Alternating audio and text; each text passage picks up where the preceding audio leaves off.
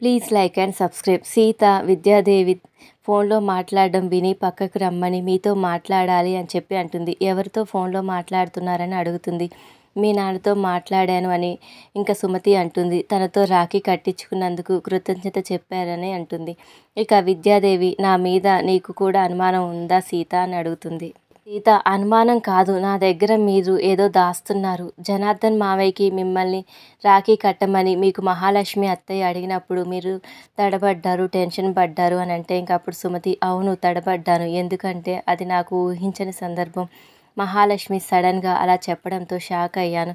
పరిచయం లేని ఆడ మగ మధ్య అన్నా చెల్లెల సంబంధం ఉంటే తప్పు, వాళ్ళు పవిత్రులు కారా అని బాధపడ్డాను. నువ్వు మీ అత్తయ్యలా ఎక్కువ ఆలోచిస్తున్నావు. మీ సుమతి అత్తయ్య లెటర్ రాసిందిగా, ఏదో ఒక రోజు ఇంటికి వస్తుంది. ఆ రోజు నీకు సమాధానం దొరుకుతుంది. ఒకవేళ నేను ఇక్కడ ఉండడం నీకు ఇష్టం లేకపోతే చెప్పు సీత, వెళ్ళిపోతాను అని అంటే సీత టీచర్ అలా అనొద్దు అని అంటుంది.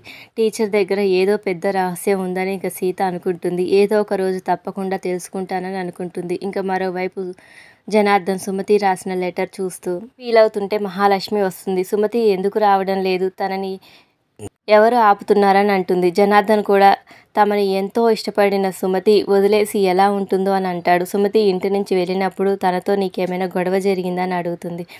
ఆ మధ్య గొడవలు ఏమైనా ఎందుకుంటాయి మహాలక్ష్మి, అటువంటి ఏమీ లేవు అని చెప్పి ఇంకా జనార్దన్ అంటాడు. మహాలక్ష్మి ఏడుస్తూ తను నాకు బెస్ట్ ఫ్రెండ్ అని, సుమతి వెళ్ళాక నేను నీ కోసం పిల్లల కోసం ఎంత కష్టపడ్డానో నీకు తెలియదా అని అంటుంది. సుమతి వెళ్ళినప్పుడు మిమ్మల్ని తనకు అప్పచెప్పి వెళ్ళిందని నీ మీద నాకు ఇంకా అనుమానమా అని చెప్పి అడుగుతుంటే దానికి జనార్దన్ ఇంకా సుమతి నిన్ను అపార్థం చేసుకుందేమో అని అంటాడు. ఇక మహాలక్ష్మి తనని జనార్దన్ ఇలా అడగడం బాధగా ఉందని అంటుంది. సుమతి వస్తే తన బాధ్యతలు తనకి ఇచ్చేస్తానంటుంది. ఇంకా మహా మాటలకు జనార్దన్ ఫీల్ అవుతాడు. విద్యాదేవి తన ఫ్యామిలీ స్కెచ్ తీసి ఎవరికి నిజం చెప్పలేకపోతున్నానని బాధపడుతూ ఉంటుంది. ఇంకా మహాలక్ష్మి నిజస్వరూపం తెలిసే వరకు ఇంకా అజ్ఞాతం తప్పదని అనుకుంటుంది. సుమతి వస్తే తనకు ఇంట్లో స్థానం ఉండదని ఇంకా ఆలోపు ఏదో ఒకటి చేయాలని మహాలక్ష్మి అనుకుంటుంది. ఇంకా అప్పుడే అర్చన అక్కడికి వస్తుంది. విద్యాదేవి ఇంట్లో జరిగేవన్నీ సుమతికి చెప్తుందని అంటుంది. విద్యాదేవి గదిలోకి వెళ్ళి మొత్తం వెతకమని, ఏదైనా ఆధారం దొరుకుతుందేమో చూడమని అంటుంది మహాలక్ష్మి. అర్చన విద్యాదేవి గదిలోకి వెళ్ళి మొత్తం వెతుకుతూ ఉంటుంది. ఇంకా విద్యాదేవి బ్యాగ్లో ఫ్యామిలీ స్కెచ్ చూసే టైంకి సీత వస్తుంది.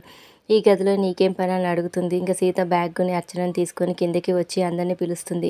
ఇంకా అర్చన మళ్ళీ దొరికిపోయానని చెప్పి దొంగ అర్చన అని చెప్పి అంటుంది. ఇంకా విద్యాదేవి వచ్చి జరిగిన విషయం మొత్తం తెలుసుకొని ఫోటో చూసేసిందేమో అని టెన్షన్ పడుతూ ఉంటుంది. ఇంకా బ్యాగ్ తీసుకొని చూసి ఫోటో ఉండడంతో ఇంకా ఊపిరి పీల్చుకుంటుంది. Thank you for watching. Please subscribe my channel.